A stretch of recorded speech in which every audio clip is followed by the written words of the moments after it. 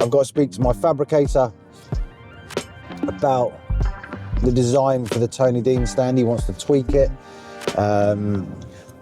When you're doing like the stands and the metalwork, effectively, my fabricator is always looking for the worst case scenario. So the engineer who designs something, they're not designing it for like today, they're designing it for a gale force wind event, a massive snow event.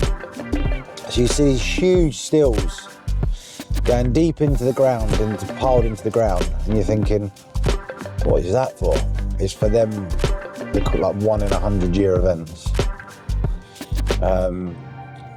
But ultimately it makes you, seriously over-engineer things.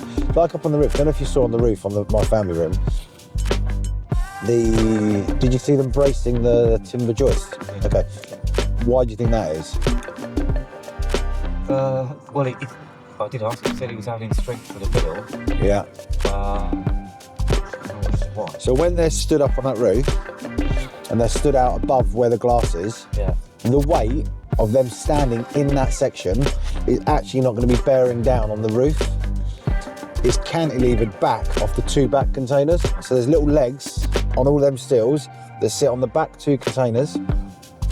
So the bit out that's hanging out 2-3 meters over the front is actually, it's not bearing any load down on the bit with the glazing in. Now it wouldn't hurt it, but it's just, again, it's what we've effectively done on that front section is we've suspended it off that cantilevered.